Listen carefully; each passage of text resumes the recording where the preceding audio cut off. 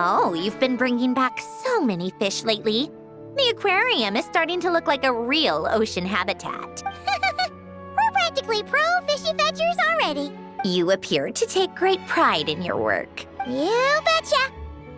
But behind the sense of accomplishment, there's something else.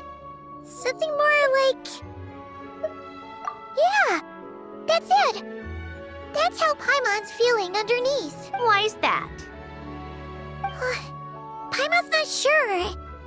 It just feels like something's missing. Oh, that's it. We're missing visitors to come and admire our amazing handiwork. You're saying you want to open the aquarium to visitors? Would that not be okay? If that's the case, just leave everything to us. We'll take care of advertising and all the day-to-day stuff. You just focus on your own work. If that's what you want. Huh? We only get 70%? Oh, right. Of course. Sandroni is the one renting this boat, after all. Ugh, you make me sound like some sort of tyrannical landlord. You're putting in the work, so you should get the lion's share. I'm not stingy like Pantalone. So that means you're giving us the all clear? Sure, you have my blessing. Just make sure it doesn't get in the way of my research. Woohoo! The Winglet Gloop Gloop Underwater Fisharium is officially open for business! Of course, you already thought of a name.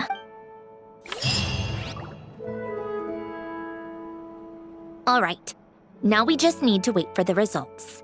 Since we have some time to kill, I suppose I might as well see how this aquarium of yours is coming along. You seemed quite enthusiastic about it, after all. It's really coming together!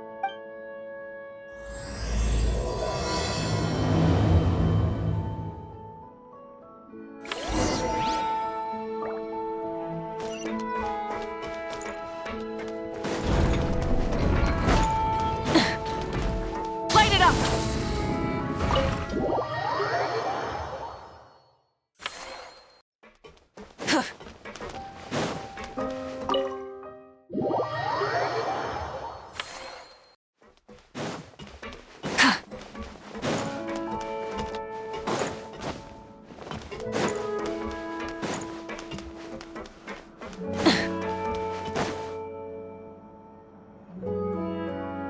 Oh, kind of impressive, actually.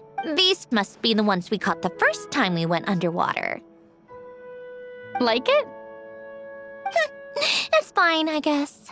Nothing special. Come on! It sounded like you really liked it just now! You're that proud of it?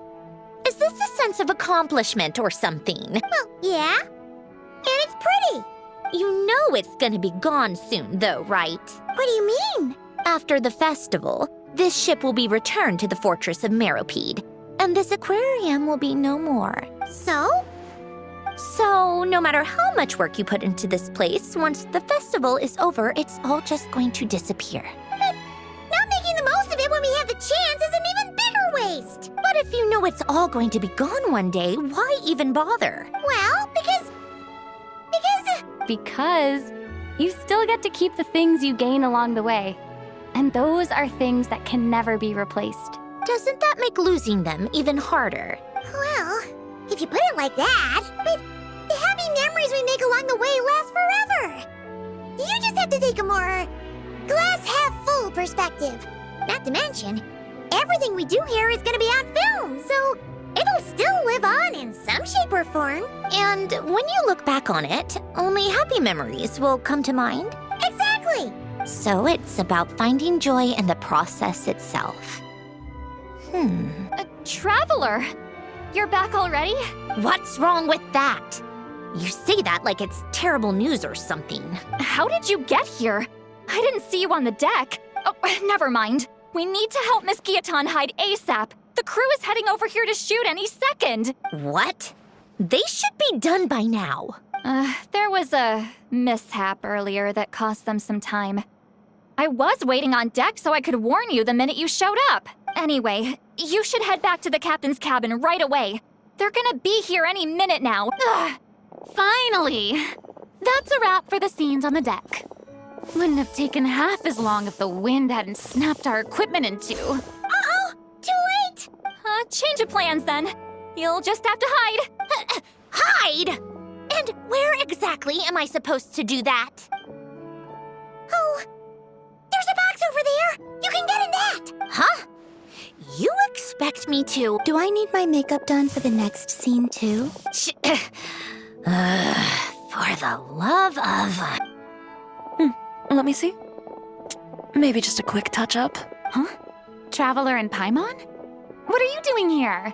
I thought you took the day off to take care of something. Huh? Oh, well, it didn't take as long as we were expecting, so we came back early. What about you guys? You're still not done shooting for the day? No, we ran into an issue that, set us back. It meant Miss Charlotte's crew wasn't able to wrap either. We both still have scenes to shoot in this aquarium. Oh, that's not ideal. For several reasons. Let us help then. The sooner we wrap, the sooner everyone can get some rest. All right. Thanks, you two. Miss Charlotte's crew can go first then. If I'm not mistaken, you still have a night shoot later. Thanks, Director Farina. Of course.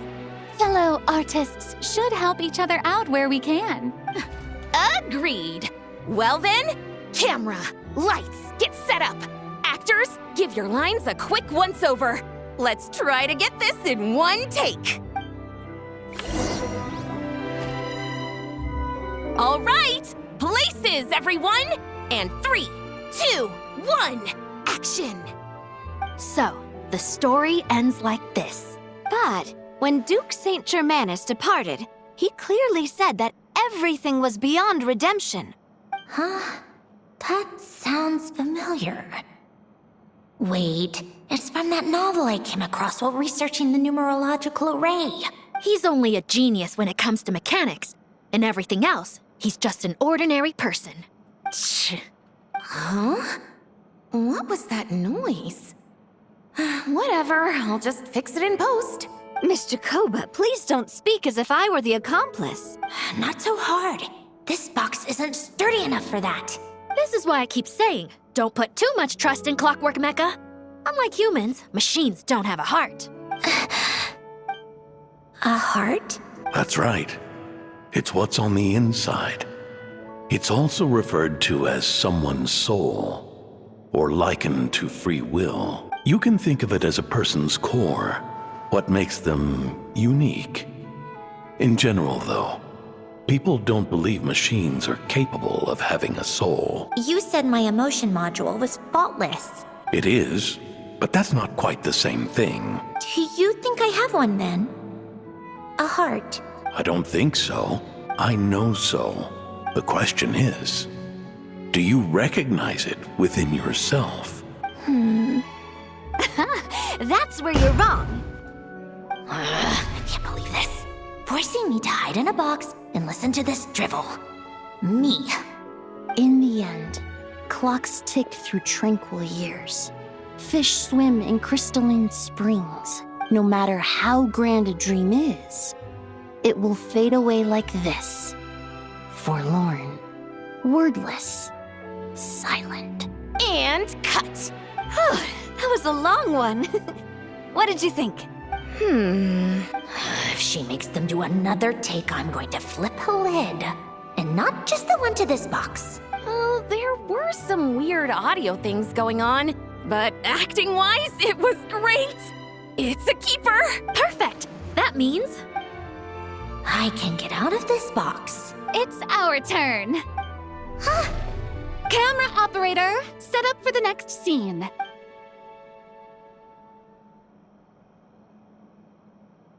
In this one, our protagonist peruses an aquarium in a foreign land and gets swept up in memories of her friend.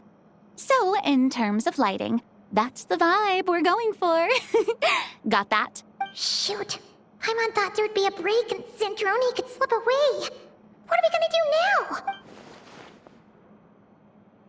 Break-a-leg! Yep, we're headed off to shoot our next scene.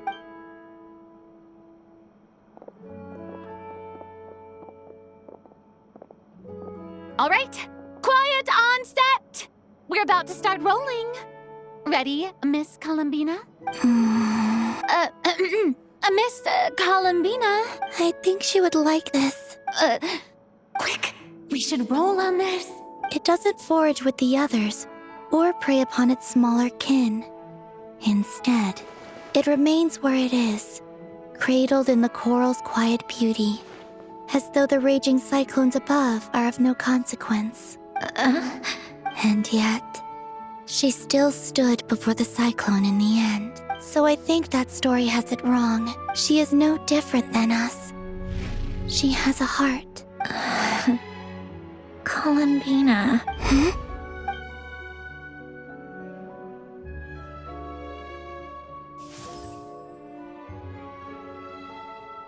Uh-oh, is she onto us?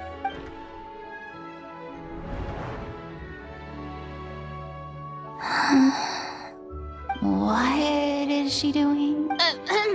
Cut! You okay, Columbina? Oh, yes. I just thought... Why don't we take a short break? It's been a long day of shooting so far. That last take was beautifully organic, though. We can use it as is. No need to go again. Thanks, Director Farina. But I'm fine to continue. You're sure? In that case, let's shoot some quick B-roll. Then we can move to our next outdoor scene.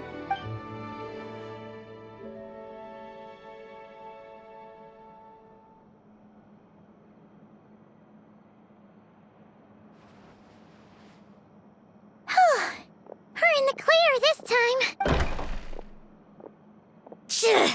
Ugh! Absolutely suffocating. You okay, Sandrone? Right as rain. Come on, let's go check the test results. It's time for me to go home.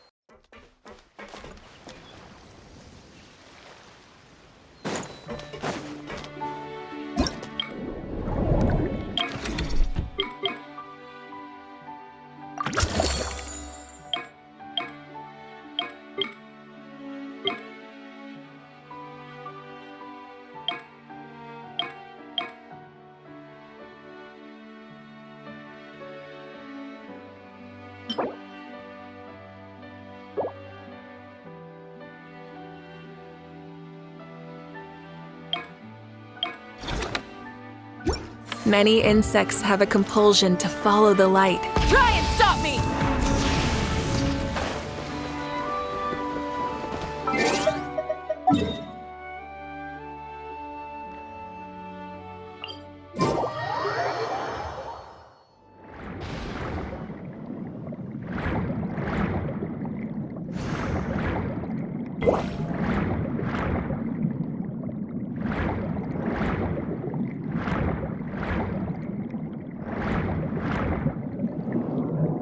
All right, it should be around here. Give me some space. I'll activate the water insulating mechanism.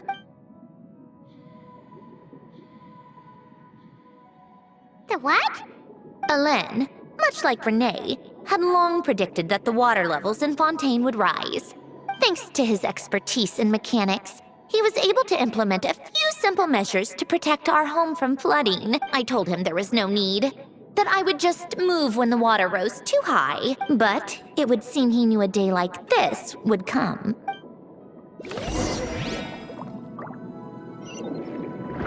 All right, the silt has been cleared away.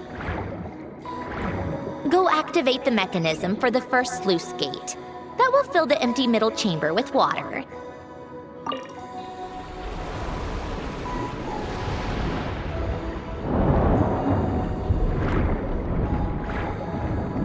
All right, now turn on the drainage mechanism in front of the second sluice gate, and this chamber will become empty once again.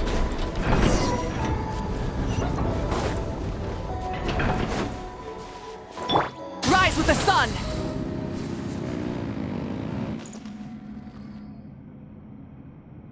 So, this is where you used to live? It's beautiful! There's even a garden! Back when I lived here, it was my job to tend to the potted plants and flower beds. Still growing strong even after all this time. Who would have thought? If the weather was nice, I would take Alain out in his wheelchair and we would go for a walk. Before long, we started bringing Polonia along too. Come to think of it, I was the only one who could get around easily back then. Polonia always got stuck at some point, and it was up to me to launch a rescue mission. Happy. I suppose they were. Uneventful, but pleasant. Repetitive, but peaceful. It was like living in a world where time didn't exist. Of course, that was all just an illusion. Death still awaits all of us at the end. Oh. All right, enough standing around. Let's head inside.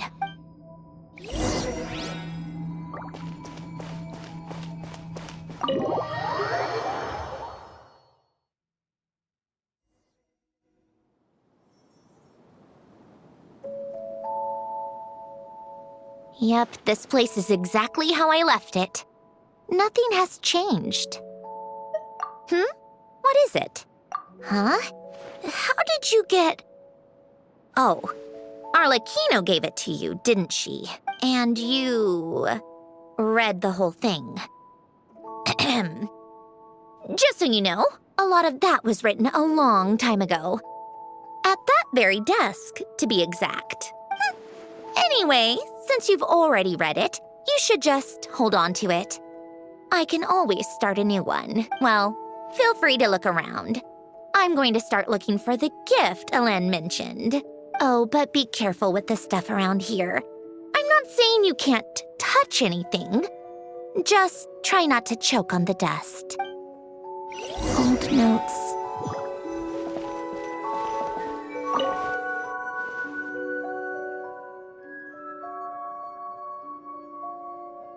Oh, I played with these when I was little. During the first few months after I was created. I mean, at first, Alain and I would play together, but it didn't take long for me to become unbeatable. So, Polonia and I played together instead. Yeah, these don't look like Paimon's kind of games. Logic and math puzzles? Those happen to be my specialty. It's been so long. What do you say? Should we play a few rounds? Let's go with this one. The gears on the left are stacked from largest to smallest. The goal is to move them to the other side in the fewest number of moves. Just remember, you can't stack a bigger gear on top of a smaller one.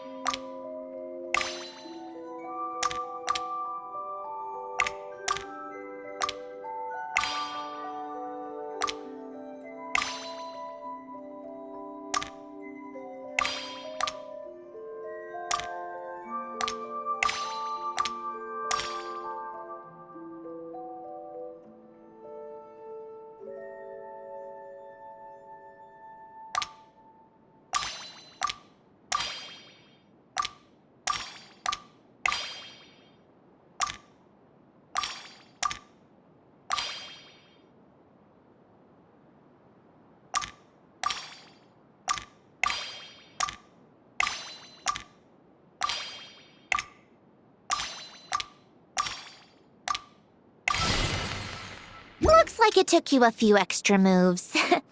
My first attempt was the same. You'll get better with practice. Well, what did you think of the game? Well, these kinds of puzzles aren't for everyone. I suppose my upbringing wasn't exactly conventional in that sense.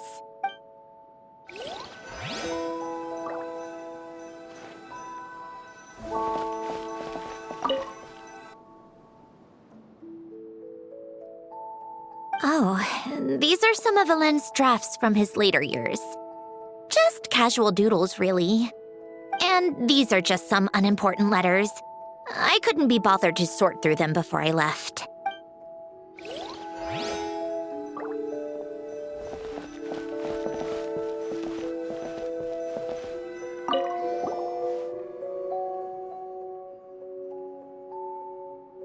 Wait, the people in this picture look kind of familiar.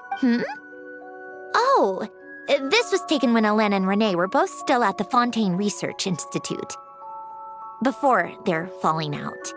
In his later years, Alen would often sit by the fireplace and stare at this picture, wearing an expression somewhere between guilt and longing.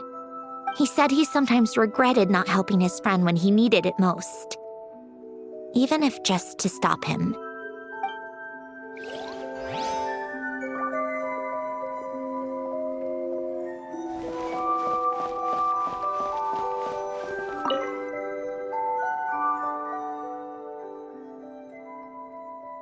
This was Alen's workbench. Later on, of course, it became mine. It's where both Polonia and I were brought to life. Before Alen was bedbound, this is where he would teach me about mechanics. I would sit and listen, chiming in with questions here and there. Later on, when he got too sick, I took over and would work on Polonia here. Wow!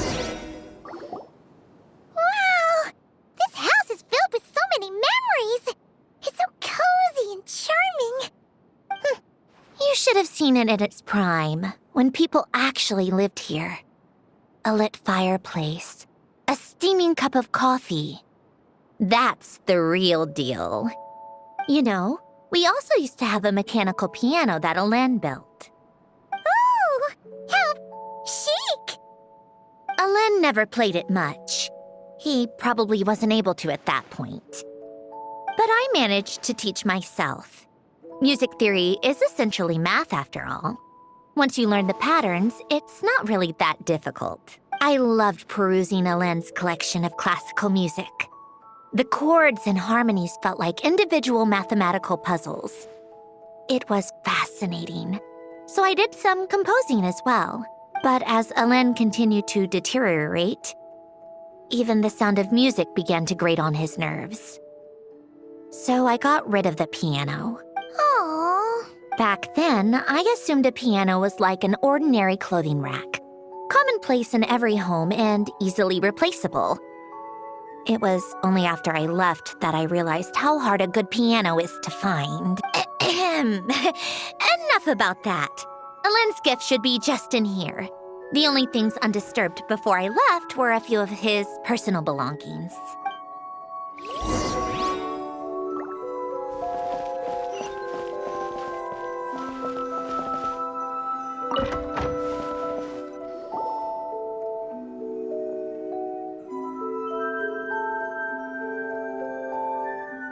Wait, there's a hidden compartment at the back of this box. Looks like it's locked with some kind of gear mechanism. Knowing you, Alen, I'm guessing it goes like this, then like this? Got it. Am I a genius or what? Let's see here. A box? Well, you gonna open it?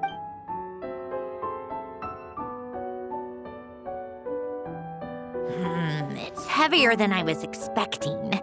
Just how much stuff is in here?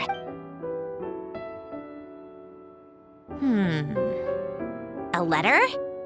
And a bunch of junk underneath it. None of it seems that important. Wait a second. This should be it. Oh, a cube? It's a multidimensional algorithmic core. Elen would use it to store information. Only Polonia and I have access. All right, I'll start looking into the core and the letter. Feel free to go through the rest of the stuff and see if there's anything useful. Okay. Hold on. There's another picture in here. This one has writing on the back. A snapshot of you playing among the plants shortly after you were born. You seem to like these flowers a lot. May you grow and flourish just as they do. Huh? Wow! Look how happy you are in this picture. You've changed a lot since then, huh?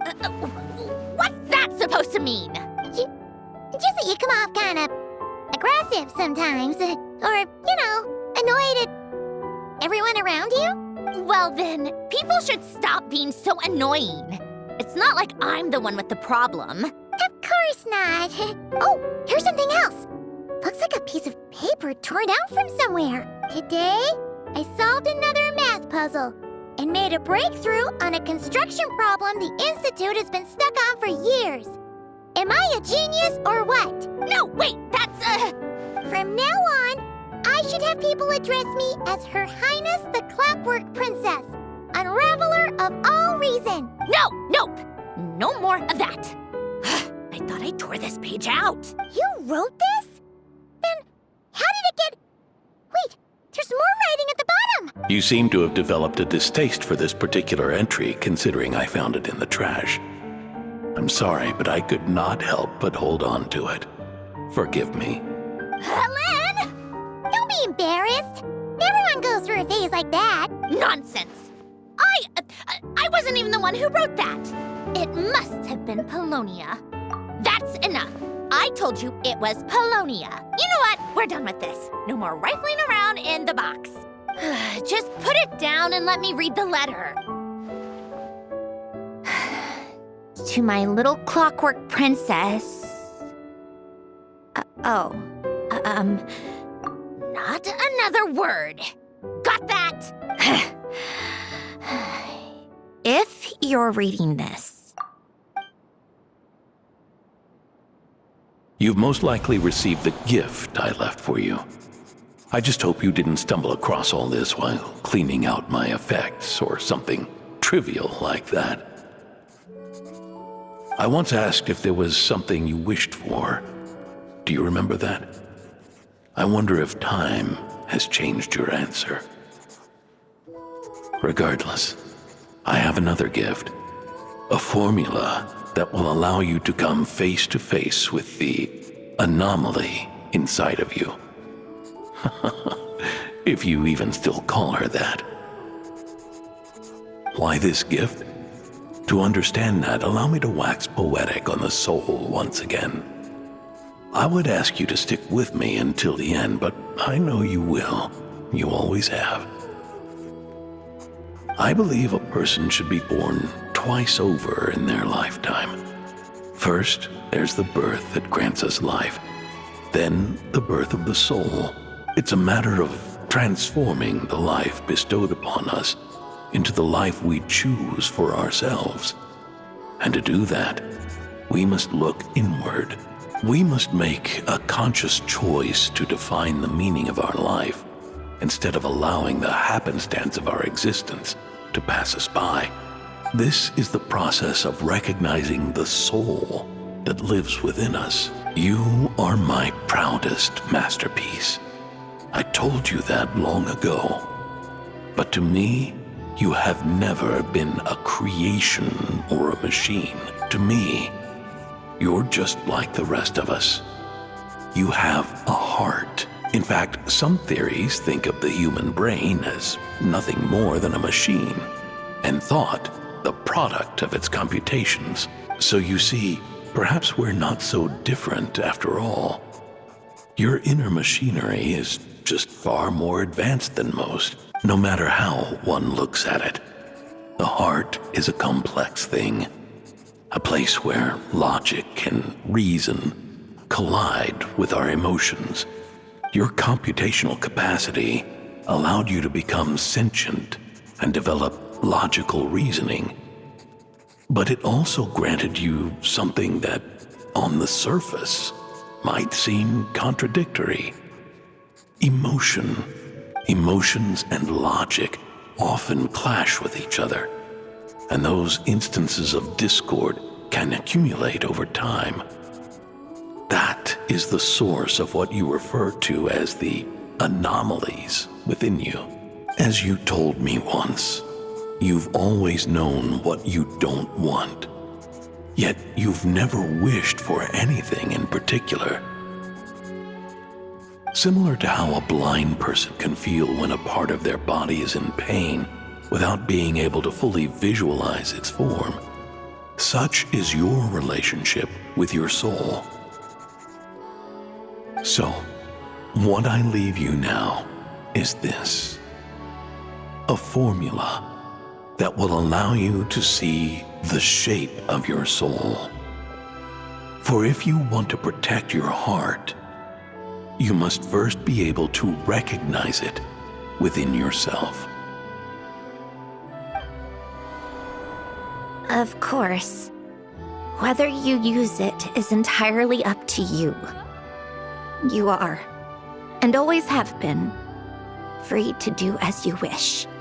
Regardless, whether by my formula or some other means, I trust you will know your heart one day.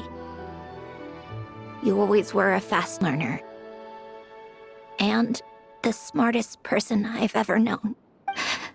Ellen. Oh. I'm fine. I've already figured out how this formula works. Let's get out of here and then we can use it. You made up your mind already?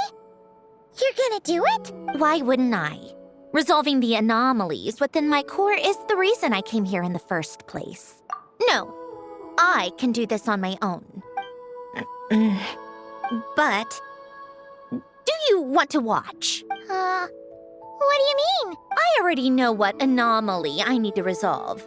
Like Ellen said, she's an amalgamation of all the times my logic algorithms have clashed with my emotions. And by resolve, you mean that literally? Or... Yes. But if you, let us in like that, wouldn't that mean letting us see a bunch of your, inner thoughts and secrets? If what Ellen said is true, then I'm about to be... born anew. Or whatever. This is your chance to be lucky enough to witness it. Besides, you already read my whole diary. When it comes to keeping my innermost thoughts to myself, well, I think that ship has sailed. You're really sure about this? How many times do I have to say it? I finally let you in as... friends, and you want to question it. I'm not gonna offer a second time. Enough with the mushy stuff. Just follow me.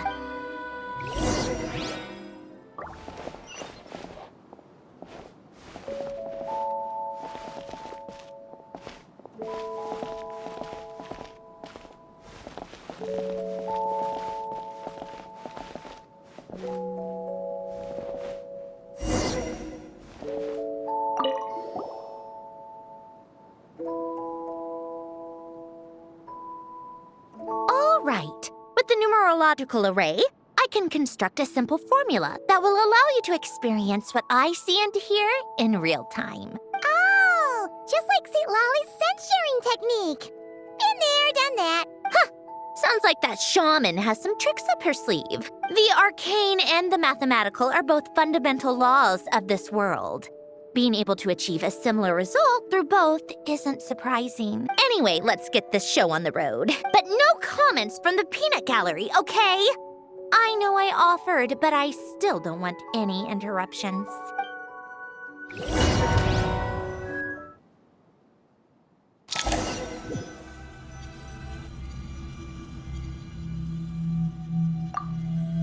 Is this... my heart? No, it's probably just the result of Ellen's formula. A space dedicated to resolving anomalies. Huh. But it looks like the walls are all... mirrors?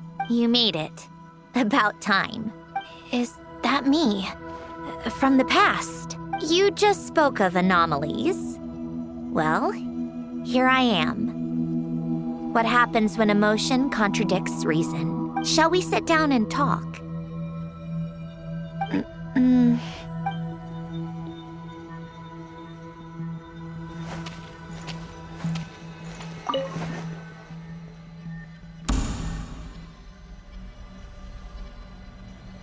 That should do it.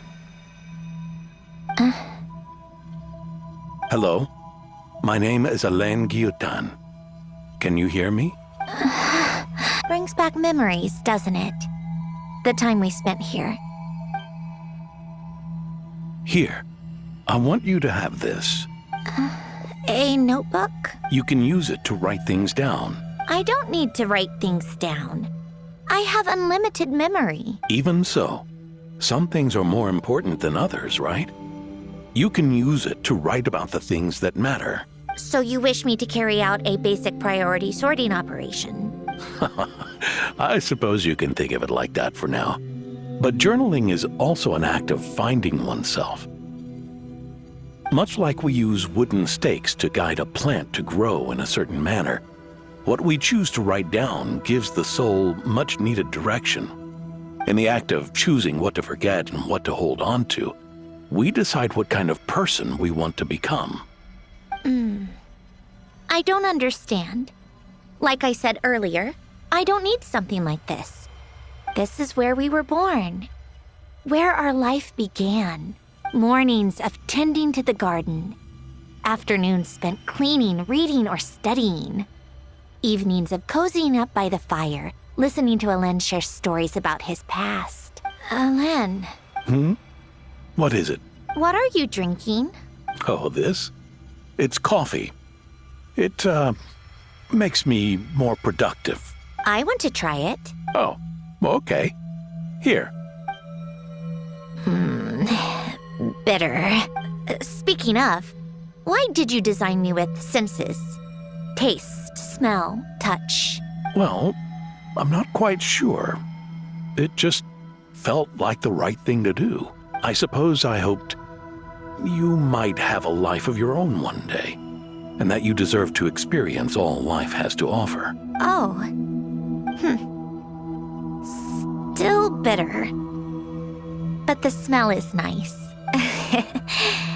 I thought those peaceful days would go on forever. You know that's not possible. Maybe.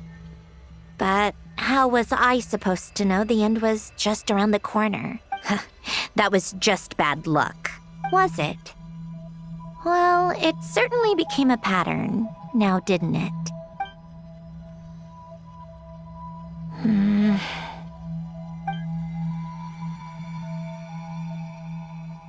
Over time, one of the habits we picked up from Alain was a love of coffee. We even took to hosting tea parties. A machine acting like a human. Kind of laughable, right? I suppose that's just what I'm used to. Yeah, that's just what we're used to. Hey, this place isn't half bad. Great spot for a party. More and more people seem to be showing up to my tea parties uninvited. Anyone care to explain? Can you blame me? I saw Columbina leading Capitano somewhere, and I had to see what that was about. I had simply asked Columbina where I might find Arlecchino. I have business to discuss with her, and Columbina suggested looking here. Tartaglia and I were unaware that this was a private gathering. Apologies for the intrusion. It won't be for long. Whatever. Just add it to the list of annoying things that have happened today. What's one more? Since you're here, you might as well stay for a cup of tea. See? Told you she wouldn't mind. Much obliged, Sandrone. Well, look who we have here. Good thing I brought extra desserts. This has turned into quite the occasion. Capitano, I was just about to go find you. Pardon the intrusion. Rest assured, I won't sully your gathering with talk of work. We can have our discussion later. Spoken like a true gentleman. A certain unmannered 11th seat could learn a thing or two. You know, you really should start being nicer to me, Rosaline. Or I might just snatch that 8th seat right out from under you. I'd like to see you try. If you're gonna fight, take it outside. The only mess I plan on cleaning up is tea-related. I still don't understand how our quiet afternoon turned into such a crowded gathering. One by one, people just kept barging in. And then, one by one, they left without a word. Yeah, pretty annoying, huh?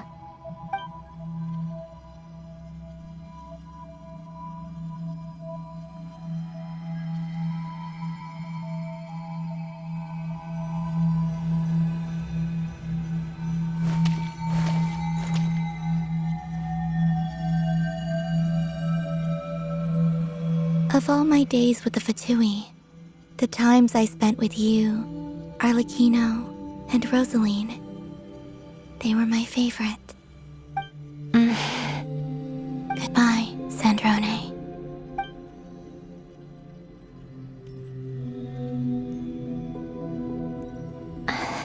Don't go, Columbina. We should have just said that.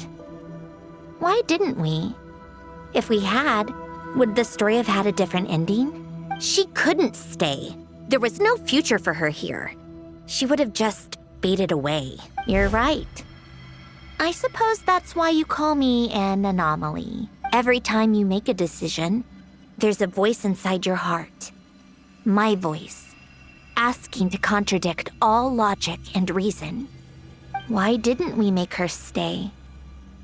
Is it worse to fight for something just to lose it? Or not to have fought at all? Don't you find it unfair? One by one, we keep losing the things we care about the most. But in the end, whether I want to fight for something or cry over all we've lost, you just push it down and pretend not to hear.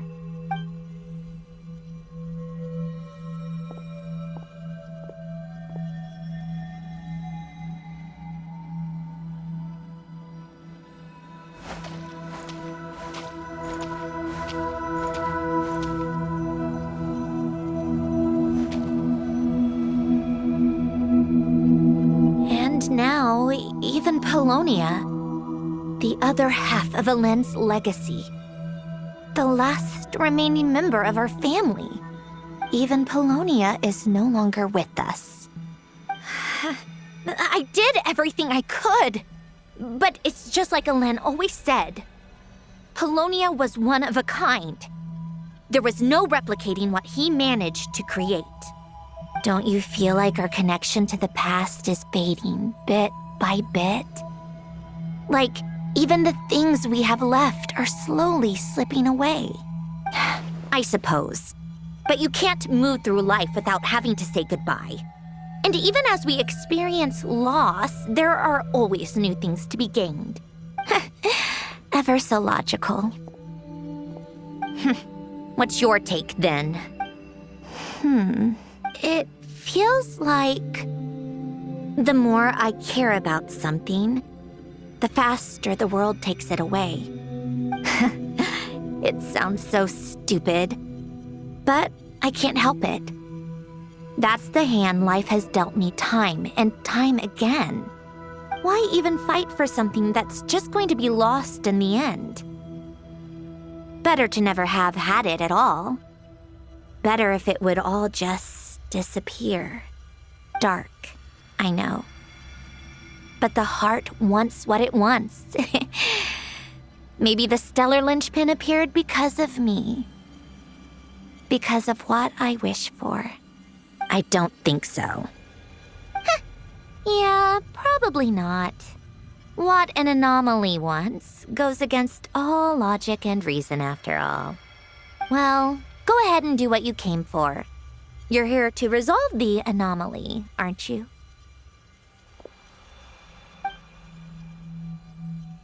Yes. What's it gonna be? Keeping me imprisoned here like before?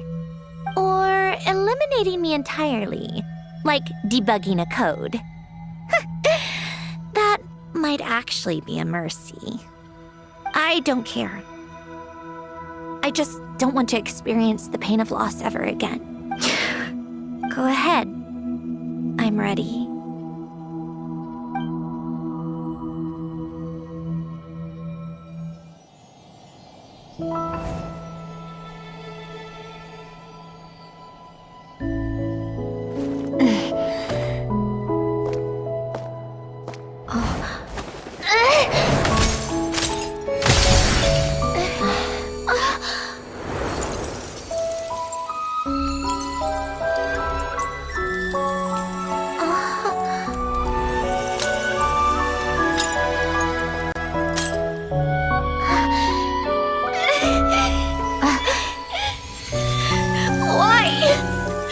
Why do we keep losing everything we care about?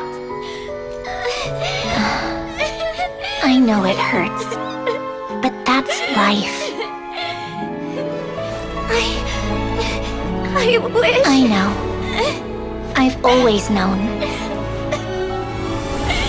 Because we've been one all along.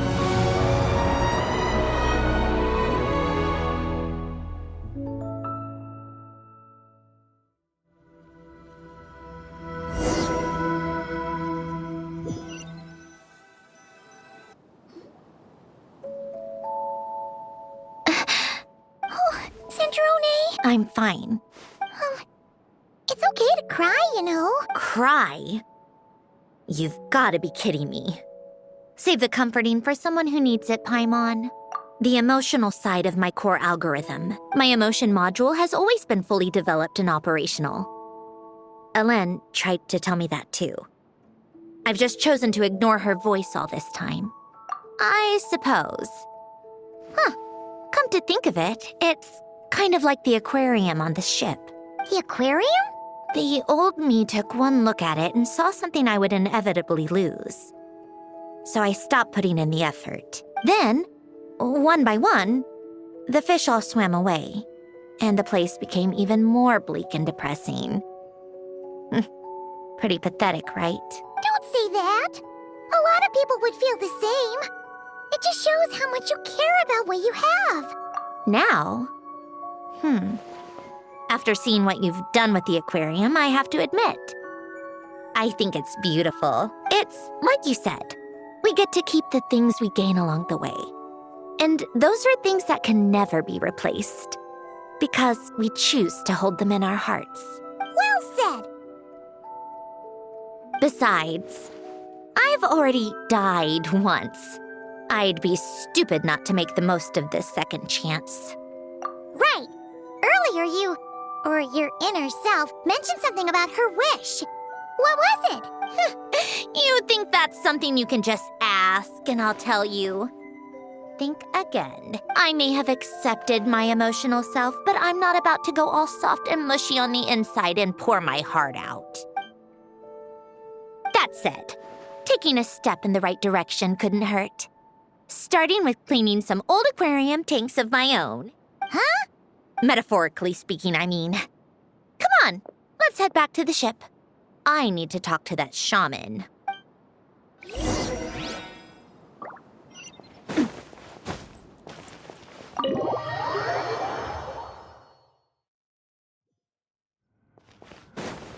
Light it up!